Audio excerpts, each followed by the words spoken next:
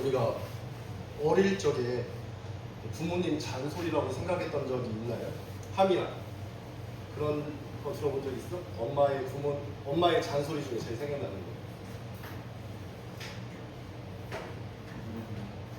근데 함이는 지금 눈을 뜨고 있는 거야, 감고 있는 거야. 성화는? 방에서도 먹지 마라. 방에서도 먹지 마라. 아, 그렇군요. 이제 우리가 보통 뭐 양치하고 자라, 뭐 등 쫙 펴라, 음식 골고루 먹어라, 이제 그런 이야기를 많이 듣죠. 그런 얘기를 엄마 아빠가 하는 이유가 뭐죠? 성아야? 그냥 뭐 하면 좋은 행동이니까. 안 하면은 안 될 행동도 있으니까. 아마 그런 거예요. 하면은 당연히 이제 좋고 안 하면은 안 되니까. 그럼 일단 허리만 다 펴봐요. 이제 고개도 똑바로 들어야지 나중에 이게 머리 무게를 못 견뎌가지고 목 디스크 심해져가지고 고생 많이 해요. 그러니까 목이랑 허리랑 엉덩이 딱 붙이고 제대로 앉아 있어야 어쨌든 여러분들 척추 건강에 많이 좋습니다. 제가 예전에 10몇 년 전에 어떤 한 난폭한 사람이 있었어요. 엄청 난폭해, 깡패야, 깡패. 온몸에 문신도 있고 이제 그런 깡패인데 사람을 엄청 잘 때려요. 엄청 어쨌든 난폭해요. 근데 제가 이제 그러지 말라고 말했죠. 그렇게 행동하시면은 아주 큰일 납니다. 큰일 난다는 것은 하나님께서 심판한다는 의미였어요. 그렇게 행동하시면 큰일 나요. 그렇게 하시면 죽어요, 정말로. 네, 그렇게 말을 했었어요. 그 말 들었을까, 안 들었을까? 들었으면 거기까지 안 가죠. 진작에 이렇게 해서 말 들을 사람이었으면 진작에 그 정도까지 치우치진 않아요. 근데 그렇게 권고를 했어요. 그리고 그런 폭력을 당하는 사람한테 제가 가서 할 수 있는 말이 뭐가 있겠어요? 좀만 참으세요 라고 밖에 말을 못해요. 좀만 참으세요. 근데 이 좀만 참으세요도 어떤 의미였냐면은 곧 있으면 벗어날 거예요 라는 의미도 했어요. 그때 그 말을 들었던 사람이 어떻게 받아들였지 모르겠지만은 좀만 참으세요라고 말했어요. 그리고 2, 3년 뒤에 제가 전화를 받았어요. 그 사람이 죽었대요. 계단에서 술 마시고 집에 들어가다가 집 문 앞에서 얼어 죽었어요. 저한테 이제 죽었으니까 장례식장 와라라고 했는데 안 이제 저는 그때 못 갔어요. 군대에 있기로 해가지고 그런 얘기를 제가 종종 들어요. 가끔씩은 그 사람이 어떤 죄악에 빠지는 것을 봤을 때 그런 게 사실 뻔히 보일 때가 있어요. 그 길로 계속 가다가 어떻게 될지가 보일 때가 많아요. 어떤 누군가는 너 자꾸 그런 식으로 행동하면은 그런 큰 병을 앓을 겁니다. 그런 식으로 행동하면은 너 이빨 다 썩을 거야. 그런 식으로 행동하면은 척추가 망가져. 다 뻔히 보이잖아요. 우리가 데이터적으로 다 아는 것들이잖아요. 그냥 그런 걸 말했을 뿐이에요. 하나님의 심판이 없이도 그렇게 칼로 향한 자는 칼로 망할 것이고 어쨌든 죄악으로 치우친 자는 어떻게든 제가 봤을 때는 큰일을 당하게 되더라고요. 항상 좋아 보일지라도 누군가는 또 그렇게 말해요. 제가 어떤 일이 있고 나서 우리는 이런 말하기를 좋아해요. 내가 너 그럴 줄 알았어 라고 말하기를 좋아해요. 내가 그렇게 말하지 않았느냐 라고 우리가 누군가한테 그렇게 말했을 때 그 사람이 보통 돌아오는 대답은 뭐예요? 혜진아?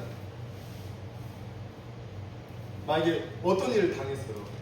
근데 왜 이제 그거를 말해준 사람한테 그 당한 사람이 돌아오는 대답은 뭐냐면은 진작 말해주지 왜 이제야 말했어? 그러면 우리 뭐라고 해? 야 내가 말하지 않았냐? 그럼 그 사람 뭐라고 해? 못 야 들었어. 더 세게 말했어야지. 야 내가 너 못하게 했잖아. 야 더 못하게 했어야지. 야 더 못하게 했어. 아니 더 못하게 했어야지. 라고 그렇게 말을 해요. 그렇게 안 해봤겠어요 우리가 감정적인 호소를 안 해봤겠습니다. 저도 그 신천지에 빠진 사람, 이단에 빠진 사람, 잘못된 길로 빠진 사람한테 감정적 호소를 정말 많이 했던 적이 있어요. 근데 이 감정적인 호소를 했을 때 그 사람이 일시적으로 돌아오는 경향이 있어요. 그러니까 일시적인 효과가 있어요. 근데 감정이라는 건 여러분도 알다시피 흐르는 냇물 같아요. 그래서 감정이 올라왔다가 다시 시간이 지나면 흘러가가지고 이렇게 없이 돼요. 그걸 내가 기억하지 않는 이상, 영화 보듯이 비디오 틀듯이 자꾸 내가 뇌색임질하고 색임질하면서 기억하지 않는 이상은 감정은 흐르기 마련이에요. 감정은 일시적이에요. 그래서 내가 그 사람한테 감정적으로 강하게 말했을 때 그때 순간적인 효과는 있어 보이지만은 시간이 지나면 다시 또 원래대로 돌아가는 게 인간이에요. 내가 어떤 사람한테 정말 사랑하는 사람한테 눈물 콧물 다 흘리면서 거기서 나와야 된다고 정말 애원하고 귀에 대고 소리친 적이 있어요. 나왔어. 이단에서 나왔단 말이야. 근데 얼마 뒤에 이상한 무당을 찾아갔어. 근데 무당은 그렇게 사람은 본질적으로 바뀌기 위해서는 감정적인 호소는 의미가 없다는 것을 자주 깨달아요. 그거는 나만 깨달은 게 아니라 주의 종들, 주의 선지자들, 하나님 역시 다 알고 있는 부분이에요. 감정적인 호소는 순간적으로, 일시적으로는 효과가 있는 것처럼 보이지만 사실은 본질적인 변화는 없다는 거예요. 자, 오늘 성경 본문 말씀은 엘리야에 관한 말씀인데, 자, 여러분 우리 엘리야의 명장면 혹시 아는 사람 있나요? 우리 하미라 엘리야 이야기에서, 엘리야 스토리에서 명장면이 하나 있습니까? 생각나는 게? 아니. 기억이 안 나요? 네. 성환. 이게 막 헷갈리는데 헷갈리는데 엘리야인지 엘리사인지 헷갈려? 물고기 먹힌 사람은 이게 이구나. 이거나. 네. 땡! 야, 영웅이 지금 10시.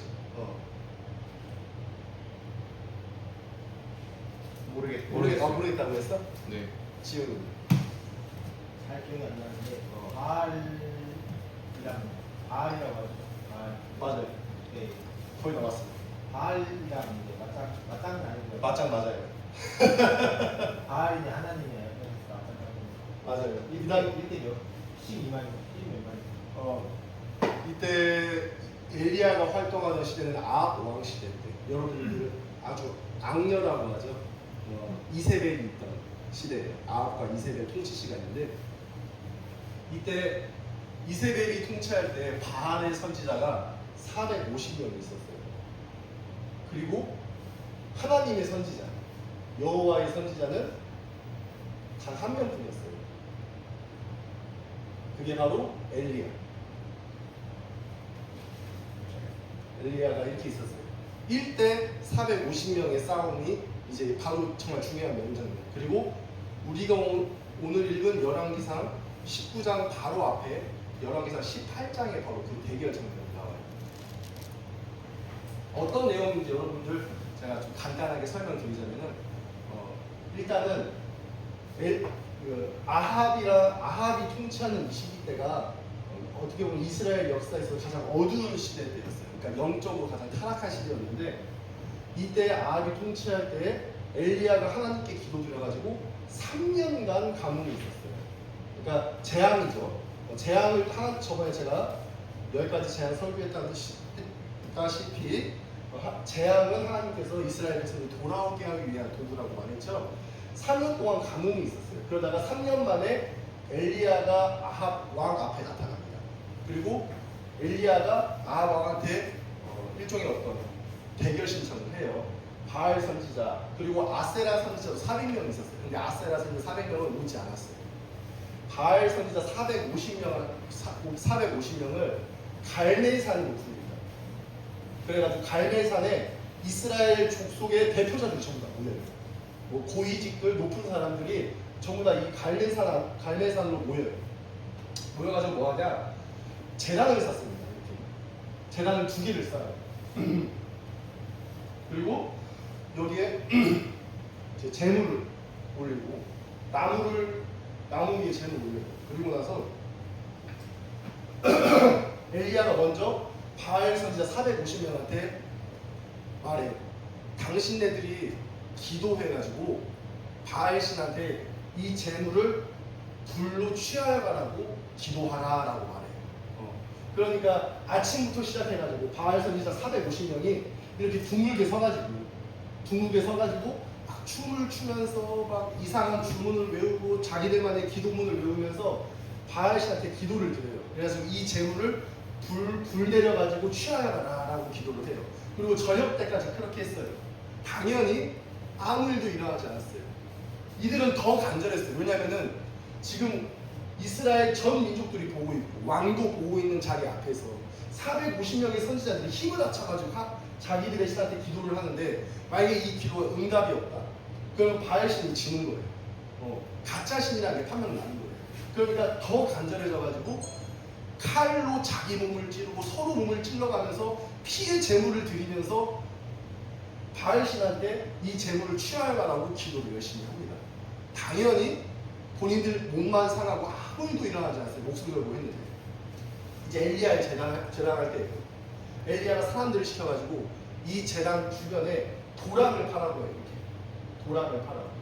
그리고 나서 이 제물 위에 물을 12번 부어라 해가지고 아주 큰 물 웅덩이로 가져가서 물을 부어요. 물을 부으면은 불이 더 잘 안 붙잖아요. 그렇게 하라고 해요. 그리고 이 도랑에 이제 물이 흐를 정도가 됐어요. 그리고 엘리야가 이렇게 기도를 합니다. 자, 우리 엘리야가 어떻게 기도하는지 한번 볼게요. 열왕기상 18장이에요. 바로 앞장이죠. 18장 36절부터 37절까지 우리 같이 한번 읽어볼게요. 시작.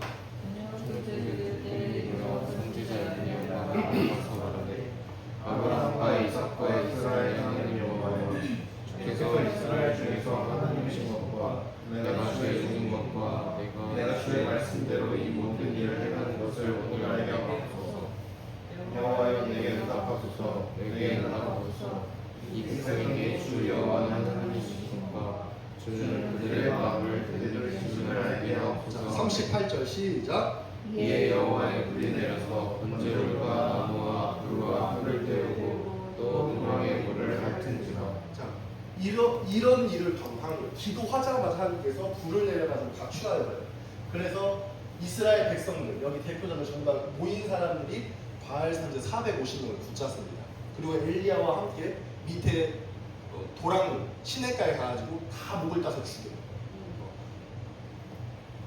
그리고 나서 바로 그 밑에 보면은 가뭄이 그치다는 내용이 나와요. 그러니까 엘리야는 어떤 생각을 했냐면은 이제 가뭄이 그쳤다는 게 뭐야? 하나님께서 이스라엘 여기 보면은 엘리야의 기도처럼 주 여호와는 하나님이신 것과 주는 그들의 마음을 되돌이키심을 알게 하옵소서. 그러니까 이스라엘 백성들이 지금 바알신 이제 아합과 이세벨을 따라서 바알과 아세라신을 섬기고 있었단 말이에요. 거기에 이스라엘 백성이 전부 다 동조한 거예요. 하지만 이 기적을 통해서 이스라엘 백성들이 전부 다 하나님께로 돌아가는 것을 기대하는 마음인 거죠. 그러니까 이 기적을 행한 이유는 하나님의 과시가 아니라 이스라엘 백성, 이스라엘의 회복을 의미한 거였어요. 그렇기 때문에 가뭄이 그쳤습니다. 딱 이 일을 해가자마자. 근데 이스라엘 백성들이 그리고 아합이 이세벨이 하나님께 돌아갔을까요? 하나님께 굴복했을까요? 바알의 선지자 450명이 죽었는데 이스라엘 백성들이 돌아갔을까요? 돌아가지 않았어요. 오히려 이세벨과 아합은 도끼를 품고 더 큰 악의를 품고 이렇게 맹세를 해요. 내가 맹세하겠다. 이세벨이 내가 맹세하겠다. 엘리야체를 내가 무조건 죽이겠다고 맹세하겠다. 그러니까 자기 목숨 걸고 죽이려고 나아가는 거예요. 너 어떻게든 죽이겠다고. 그렇게 공개 수배령이 이스라엘 전역에 떨어졌어요. 엘리야는 이런 기적을 행하면 이스라엘 백성들이 전부 다 회개하고 여호와께 돌아올 줄 알았고 아합과 이세벨도 그렇게 회개할 줄 알았고 심지어 아합과 이세벨이 돌아오지 않더라도 이스라엘 백성들이 거기에 저항할 줄 알았어요. 우리의 하나님은 단 한 분뿐이다. 여호와 하나님뿐이다라고 그렇게 할 줄 알았어요. 근데 그렇게 안 한 거예요. 다시 엘리야는 기도한 거예요. 하나님, 저 혼자 남았어요. 그래서 엘리야는 아주 깊은 우울증에 빠졌어요. 자기의 무능력함을 거기에서 느낀 거예요. 자, 그 뒤에 엘리야가 뭐라고 고백하는지 보면 될 거예요. 자, 열왕기상 19장 4절에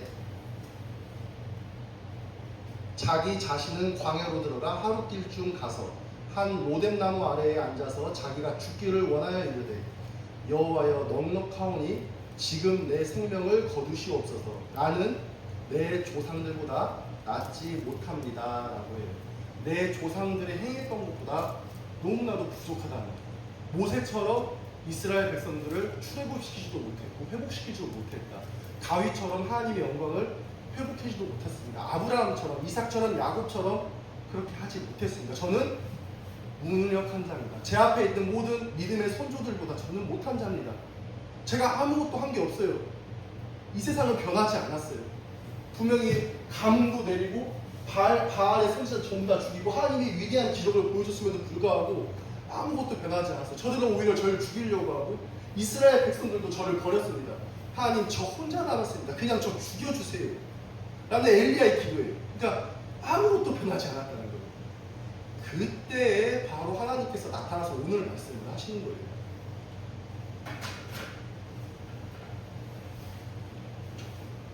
그렇게 40일 동안 깊은 우울증에 빠지고 자살하고 싶고 죽고 싶어하는 그 엘리야에게 하나님께서 나타나십니다. 엘리야 이로 나와봐라. 산 앞으로 나와라. 산 앞으로 딱 나왔어요. 근데 아주 큰 바람이 오는데 그 큰 바람이 어땠냐면은 산을 쪼갤 정도의 바람이에요. 엄청난 능력으로 오시는 거예요. 근데도 뭐라고 해요? 엘리야가 보기에 그 안에 여호와께서 안 계시더라라고 말해요. 그리고 큰 지진을 일으키면서 오셔요. 근데도 그 지진 가운데 여호와께서 안 계시더라. 큰 불로 임하세요. 근데 그 불도 거기에 여호와께서 안 계시더라라고 엘리야가 목격하고 있는 거예요. 바알 선지자들과 싸울 때 보여줬던 그 능력보다 더 큰 능력으로 오시는 거예요. 엘리야가 봤을 때 하나님이 일종의 무능력함으로 보일 수도 있었어요. 이스라엘 백성들의 마음도 못 돌이키시는 그런 하나님으로 볼 수 있어요. 근데 하나님께서 이런 능력으로 오시면서 아무에도 어디에도 계시지 않는 거예요. 근데 그 뒤에 어디에 계셨어요? 세미한 음성 가운데 계셨다. 이게 뭘 의미하냐면요, 하나님은 이런 능력을 행하실 수 있는 분이에요. 산과 바위를 쪼갤 만한 바람과 지진과 불, 모든 능력으로 하나님께서 당연히 이 이상의 능력도 행하실 수 있는 분이에요. 다만 엘리야에게 말씀해 주시기 위해서 이렇게 말씀하시는 거예요. 보여주신 거예요. 이런 능력으로도 하나님은 전 세계를, 이스라엘, 이세벨과 아합을 죽일 수도 있는 분이시고 파괴할 수 있는 분이시라는 것을 엘리야한테 보여주시는 거예요. 근데 그 안에 계시지 않는 거예요. 그런 위대한 능력에 계시지 않는 거예요. 보여줄 수 있지만은 나는 그렇게 역사하는 하나님이 아니다. 나는 세미한 음성 가운데 역사하는 하나님이다. 자, 이제 여기에 대해서 우리가 이제 아주 깊은 설교를 들을 때가 됐어요. 하나님께서 왜 우리에게 직접적으로 이런 능력으로 보여주지 않는가라는 질문을 할 수 있어요. 그렇지 않아요? 차라리 하나님께서 자기 자신이 누구인지 명명백백하게 그냥 이렇게 초자연적으로 임하시면 누구나 믿을 수 있지 않을까라고 생각할 수 있어요. 근데 이집트 시대 때 이스라엘에게 하나님께서 그렇게 보여주셨어요. 근데 믿었어요? 안 믿었어요. 오히려 하나님께서 이런 직접적인 계시로 보여줬을 때 오히려 더 안 좋은 일만 가득했어요. 자, 마태복음 11장 한번 읽어볼까요? 우리?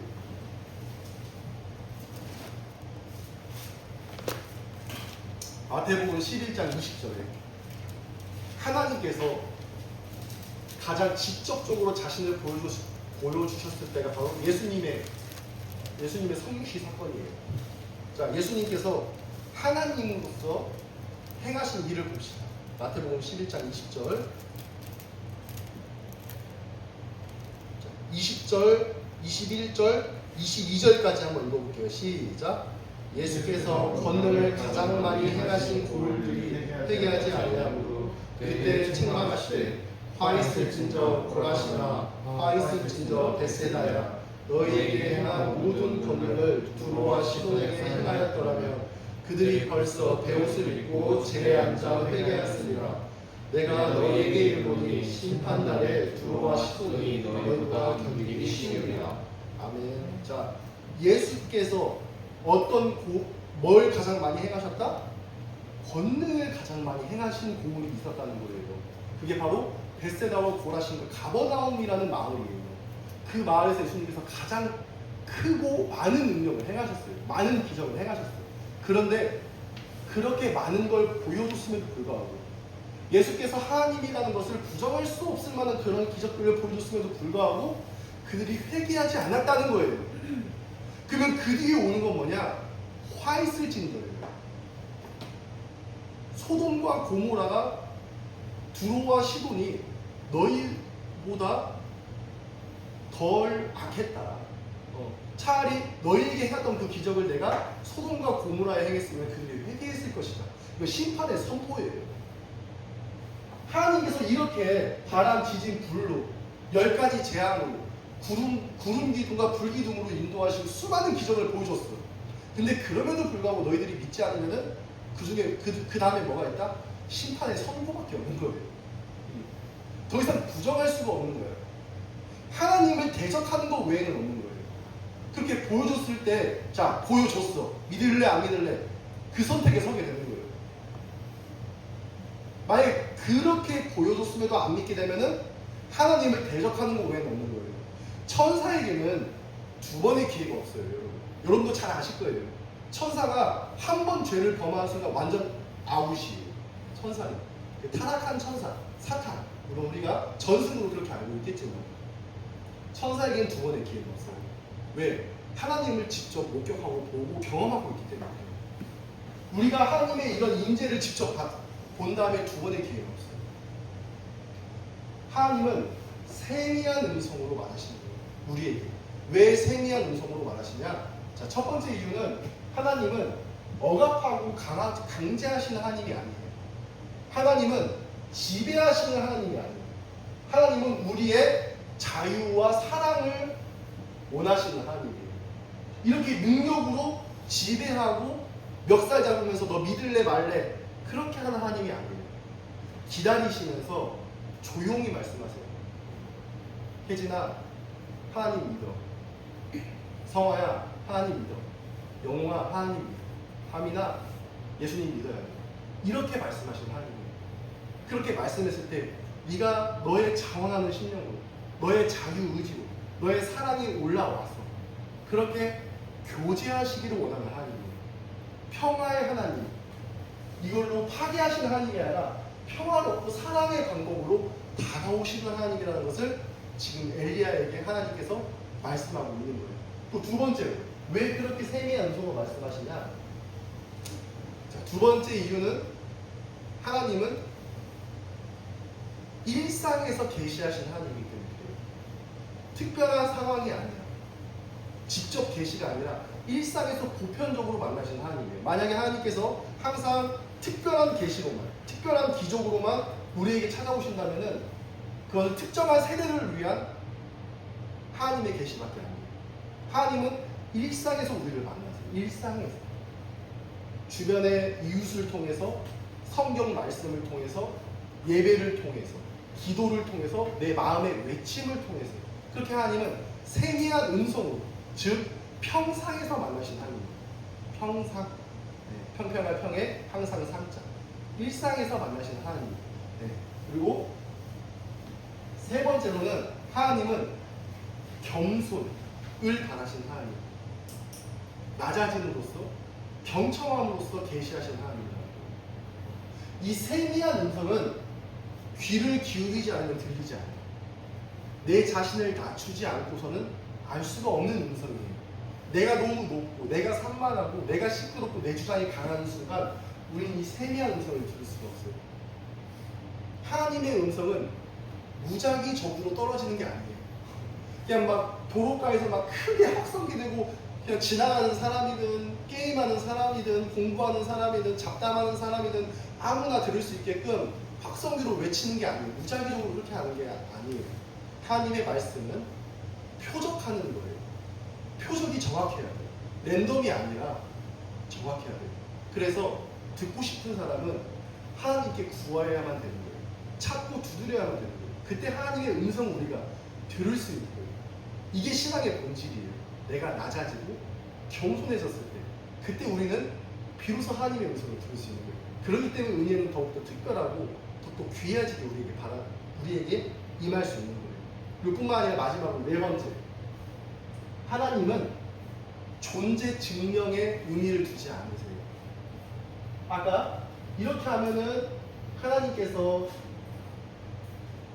인간이 하나님을 믿을 수 있지 않습니까? 라고 제가 말했어요. 근데 하나님은 단순히 가시적으로 나 하나님 여기 있다, 그런 하나님이 아니에요. 내 존재를 증명하기 위한 내 의미를 두신 하나님이 아니에요.